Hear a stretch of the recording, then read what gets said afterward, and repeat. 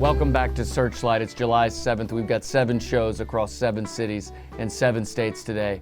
Let's begin our trip.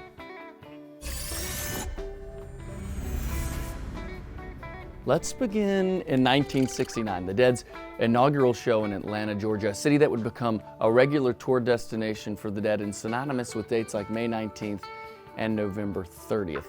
Today's show took place on a Monday, the Monday following the 1969 Atlanta International Pop Festival, and was actually put on for free by the festival's promoters in the beautiful Piedmont Park. Now, I'm sure we don't have to tell Atlanta viewers this, but free rock concerts in Piedmont Park is a tradition that began in the spring of 1968. First by Colonel Bruce Hampton and the Grease Band, and then by a new group from Macon, Georgia called the Allman Brothers Band. And Butch Trucks actually wrote in a 2011 blog post that it was these free shows in Piedmont Park where the band was trying out new material that galvanized them and really formed their musical brotherhood. And there is an adamant first-hand account that claims that the Allman Brothers joined the Dead that Monday night in Piedmont Park. It's not on the tape, nor is it mentioned in a review by the Great Speckled Bird, Atlanta's old underground magazine. But the set that is on the tape features a monster Lovelight clocking in just north of 37 minutes, and a Dark Star that some claim is one of the best of the year. Not the best tape, but let's pick up about 14 and a half minutes in and listen to what we believe is Bobby making his guitar sound almost like a bell.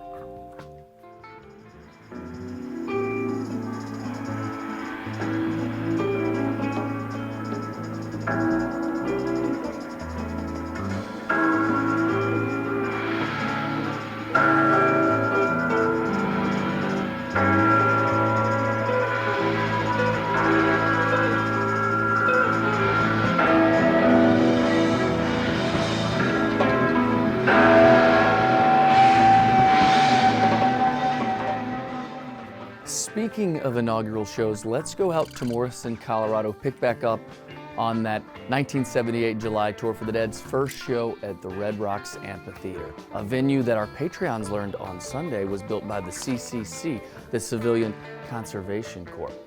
Sadly, the Dead would outgrow this 9,500 seat amphitheater along with many other venues with the release of Touch of Grey in the summer of 1987, but this was quite an introduction to Red Rocks, a great performance that was of course included on the July 1978 Complete Recordings album in 2016.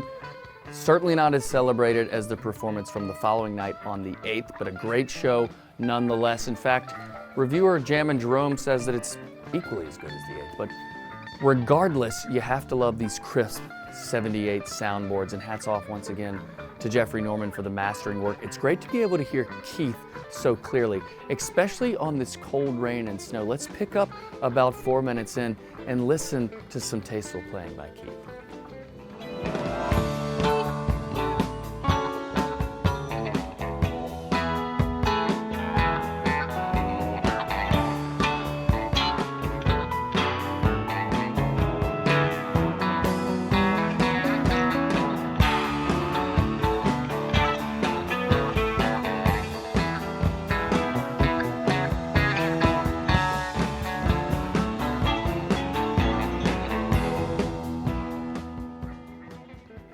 Let's go to another iconic venue, John Fitzgerald Kennedy Stadium, Philadelphia, 1989, for what would be the last concert ever performed inside of JFK.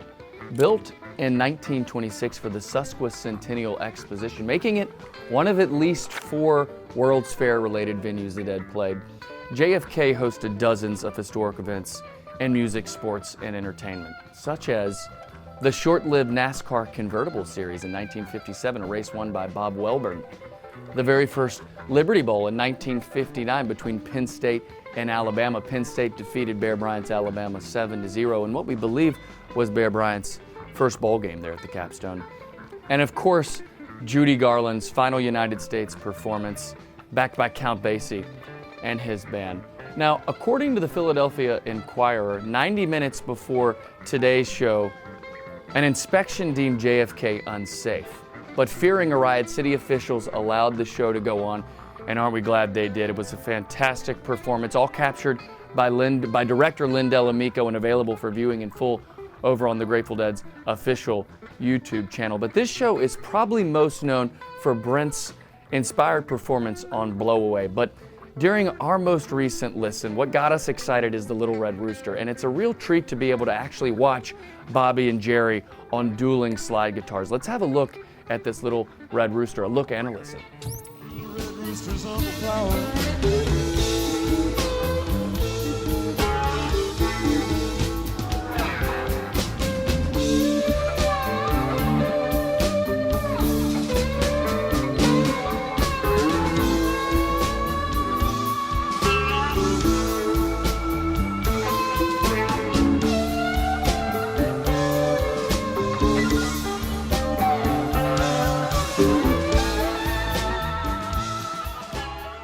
Let's go to another venue named after a Kennedy, RFK, Washington, D.C., 1986, a stadium that was recently demolished to make way for a new one there in Northeast D.C. This was the third and final night from a run that featured both Tom Petty and Bob Dylan on the bill, and the last show the Dead would play until December 15th due to a diabetic coma that Garcia would slip into 3 days later on July 10th. Garcia clearly not at full strength here, but we would argue the weakest part of the show was when Dylan joined the band for 2 numbers there at the end of a very short first set. One attendee claims that it was a technical difficulty that was hindering Dylan's performance, but when you listen to the tape, it sounds like he's simply just out of tune. Let's have a listen to a little bit of this first set fiasco on Baby Blue.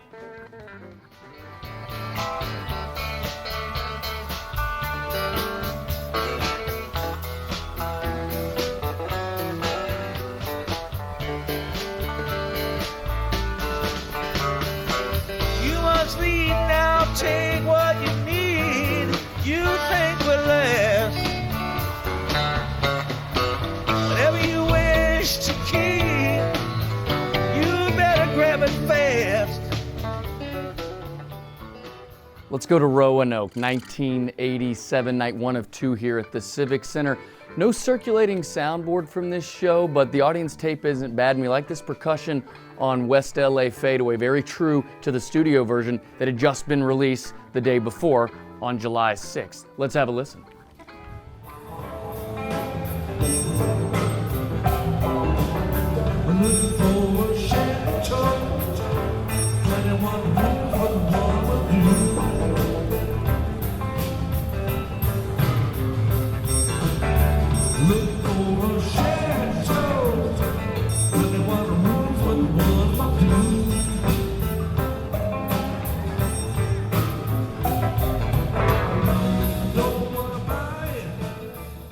Let's pick back up on that 1981 Midwest tour here in Kansas City, a show that's received mixed reviews. El Rosley calls the first set weak and even goes as far as to call the Dancin in the Streets terrible. However, St. Joe's News Press staff writer Terry Jordan has nothing but praise for the show, starting his review by simply calling the Dead the greatest live rock and roll band in the world. Now, to be fair, the Dancin in the Streets does come to somewhat of an abrupt end, but we really enjoy it, and it's the first time it's been played since 1979, and the last time the Dead will play it until June of 1984. So let's savor this. Let's pick up around the 7-minute mark and look out for Tiger's Roar around the 7-minute and 13-second mark.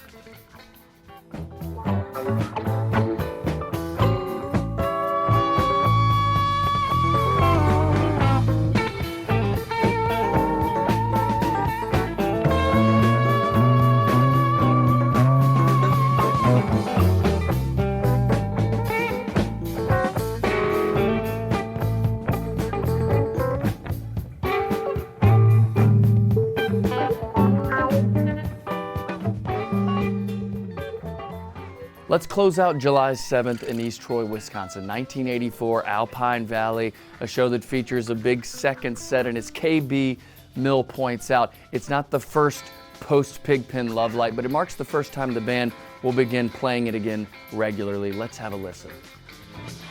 Let it shine, let it shine.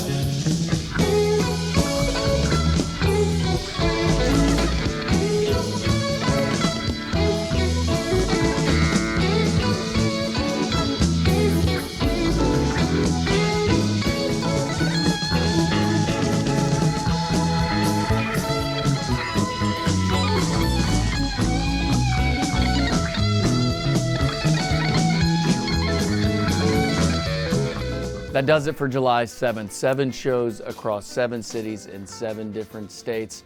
We'll see everybody again on Friday, July 10th. And if you're enjoying what we're doing here at Searchlight and you want access to our Patreon exclusive Sunday shows, you can join our Patreon in the link below or by scanning this QR code. We'll see you on Friday.